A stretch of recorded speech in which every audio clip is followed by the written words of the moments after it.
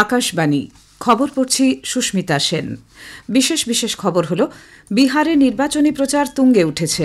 বিজেপির তারকা প্রচারক প্রধানমন্ত্রী নরেন্দ্র মোদী, স্বরাষ্ট্রমন্ত্রী অমিত শাহ, কংগ্রেসের পক্ষে রাহুল গান্ধী, আরজেডির তেজস্বী যাদব প্রমুখ আজ বিভিন্ন রোড শো ও জনসভায় অংশ নিচ্ছেন। রাষ্ট্রপতি দ্রৌপদী মুর্মু উত্তরাখণ্ডে এক অনুষ্ঠানে বলেছেন, 2047-এর মধ্যে বিকশিত ভারত গঠনে মহিলাদের অবদান অত্যন্ত গুরুত্বপূর্ণ। ভারতীয় মহাকাশ গবেষণা সংস্থা ইসরো আজ বিকেলে দেশের সবচেয়ে ভারী যোগাযোগ উপগ্রহ CMS-03 উৎক্ষেপণ করবে। কানাডা সরকার টরন্টোয় ভারতীয় দূতাবাসের বাইরে কয়েকজন খালিস্তান উগ্রপন্থীর বিক্ষোভ প্রদর্শনের ঘটনার কড়া নিন্দা করেছে। নবী মুম্বাইয়ে মহিলা ক্রিকেট বিশ্বকাপের ফাইনালে ভারত আজ দক্ষিণ আফ্রিকার মুখোমুখি হবে। হোবার্টে ভারত ও অস্ট্রেলিয়ার পুরুষদের T20 ক্রিকেট ম্যাচ আর কিছুক্ষণের মধ্যে শুরু হচ্ছে। আসছি বিস্তারিত খবরে। বিহার বিধানসভা নির্বাচনের শেষ পর্যায়ে প্রচার চলেছে জোর কদমে। বিভিন্ন রাজনৈতিক দলের নেতৃবৃন্দ জনসভা এবং র্যালিতে অংশ নিচ্ছেন। বিজেপি নেতা এবং প্রধানমন্ত্রী নরেন্দ্র মোদী আজ বিহারের আরা এবং নওদাতে দুটি জনসভা করবেন।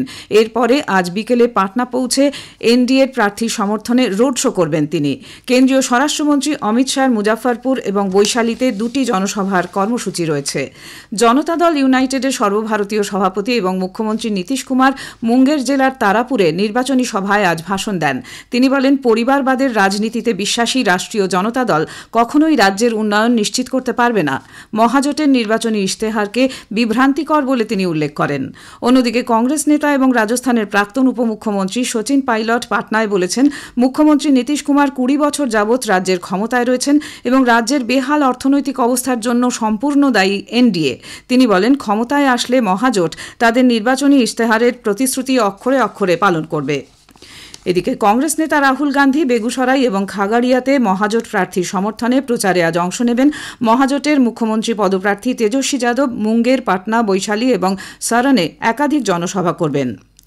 পাটনা জেলার মোকামায় নির্বাচন সংক্রান্ত হিংসাত্মক ঘটনায় পুলিশ 3 জনকে গ্রেপ্তার করেছে। এদের মধ্যে জনতা দল ইউনাইটেড প্রার্থী অনন্ত সিংও রয়েছেন। উল্লেখ্য, ওই ঘটনায় জনসুরাজ পার্টির এক সমর্থক নিহত হয়েছিলেন। নির্বাচন কমিশন এই হত্যাকাণ্ডের পরিপ্রেক্ষিতে পাটনা গ্রামীণের পুলিশ সুপারকে তার পদ থেকে সরিয়ে দিয়েছে। একজন এসডিপিওকে সাসপেন্ড করা হয়েছে, সরিয়ে দেওয়া হয়েছে অন্য এক এসডিপিওকেও। এর পাশাপাশি মহকুমা শাসককেও তার পদ থেকে অব্যাহতি দেওয়া হয়েছে। 2047-এর মধ্যে বিকশিত ভারত গঠনের মহিলাদের অবদান অত্যন্ত গুরুত্বপূর্ণ বলে রাষ্ট্রপতি দ্রৌপদী মুর্মু মত প্রকাশ করেছেন। উত্তরাখণ্ডের হরিদ্বারের পতঞ্জলি বিশ্ববিদ্যালয়ের দ্বিতীয় সমাবর্তন অনুষ্ঠানে আজ তিনি বলেন, মেয়েরা শিক্ষিত হলেই দেশের উন্নয়নের গতি ত্বরান্বিত হয়। ব্যক্তি চরিত্র থেকে পরিবার এবং তা থেকে রাষ্ট্র নির্মাণে এই বিশ্ববিদ্যালয়ের ভূমিকার কথা রাষ্ট্রপতি তুলে ধরেন। व्यक्ति निर्माण से परिवार निर्माण होता है, परिवार निर्माण से समाज और राष्ट्र का निर्माण होता है। एक संस्कारवान व्यक्ति से साहस और शक्ति का संगम होता है। इस विश्वविद्यालय ने व्यक्ति निर्माण से राष्ट्र निर्माण का मार्ग अपनाया है। इसके लिए मैं विश्वविद्यालय से जुड़ी सभी लोगों की बहुत बहुत सराहना करती हूं। অনুষ্ঠানে শ্রীমতী মুর্মু দেশে আয়ুর্বেদ সহ প্রাচীন চিকিৎসা পদ্ধতির মাহাত্ম্যের কথা উল্লেখ করেন।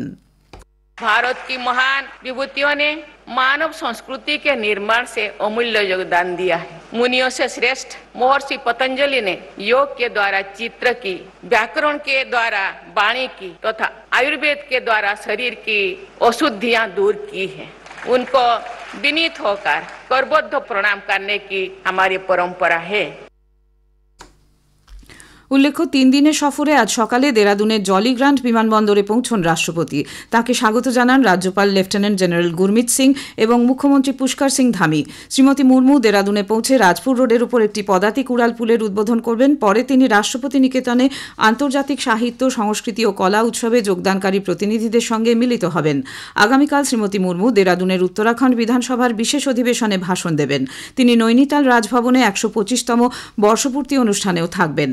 আগামী 4 নভেম্বর রাষ্ট্রপতি কাঞ্চিধামের নিম করলি বাবা আশ্রমে যাবেন। এরপর তিনি নৈনিতালের কুমাউন বিশ্ববিদ্যালয়ের 20তম সমাবর্তনে উপস্থিত থাকবেন।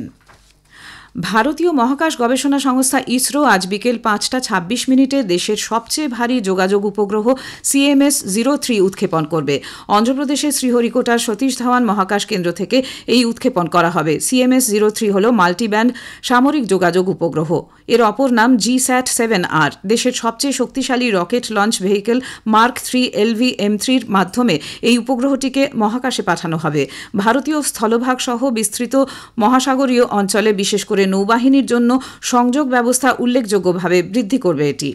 LV-M3 রকেট হল ভারতের সবচেয়ে ভারী উৎক্ষেপণ যান এবং মহাকাশে 4000 কেজি পর্যন্ত ওজন বহন করতে পারবে এটি।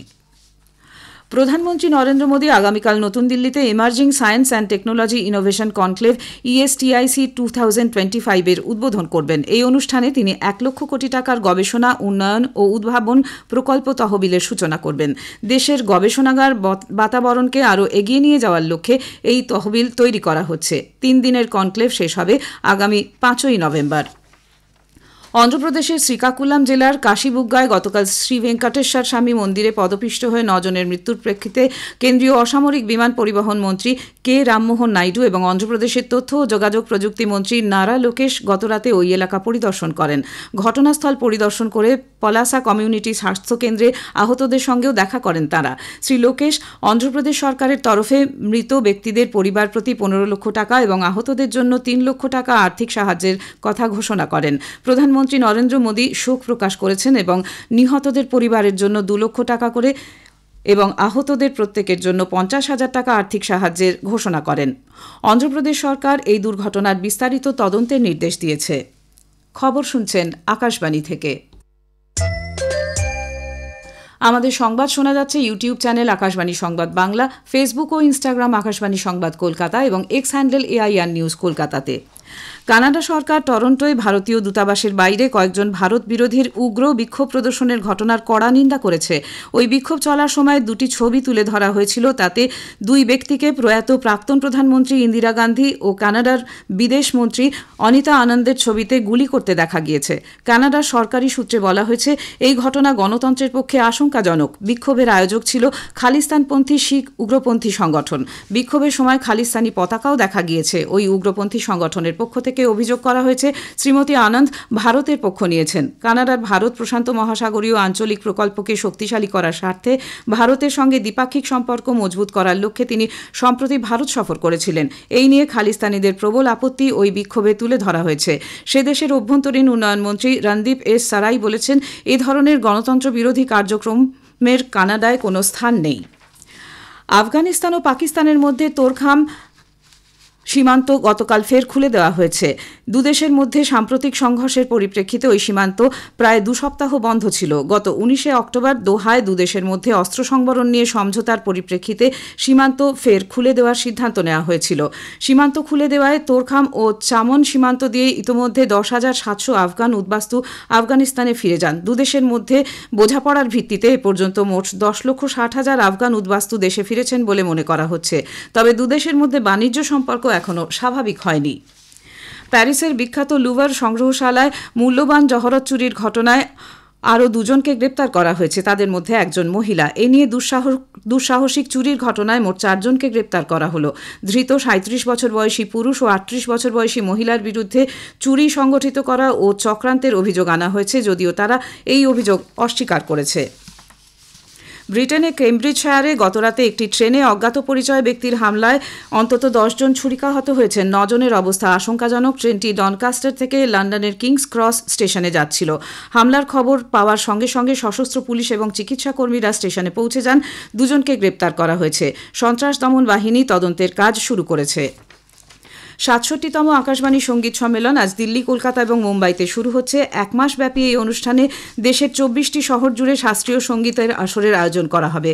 কেন্দ্রীয় সংস্কৃতি মন্ত্রকের সঙ্গে যৌথ উদ্যোগে প্রসার ভারতী সঙ্গীত সম্মেলনের আয়োজন করছে। ভারত আজ মহিলাদের একদিনের ক্রিকেটে বিশ্বকাপের ফাইনালে দক্ষিণ আফ্রিকার মুখোমুখি হবে। নবী মুম্বাইয়ে ডক্টর DY পাটিল স্পোর্টস একাডেমিতে খেলা শুরু হবে দুপুর 3টে। ভারত এই নিয়ে তৃতীয়বার বিশ্বকাপের ফাইনালে খেলছে। ভারত আজ তৃতীয় T20 ক্রিকেট ম্যাচে অস্ট্রেলিয়ার বিরুদ্ধে খেলতে নামছে। বেলরিভের নিনজা স্টেডিয়ামে টসে জিতে ভারত ফিল্ডিং করার সিদ্ধান্ত নিয়েছে। তৃতীয় ম্যাচে ভারতীয় দলে 3টি পরিবর্তন হয়েছে। দলে এসেছেন অর্শদীপ সিং, ওয়াশিংটন সুন্দর এবং জিতেশ শর্মা। শেষ করার আগে খবরের বিশেষ কিছু অংশ আরেকবার।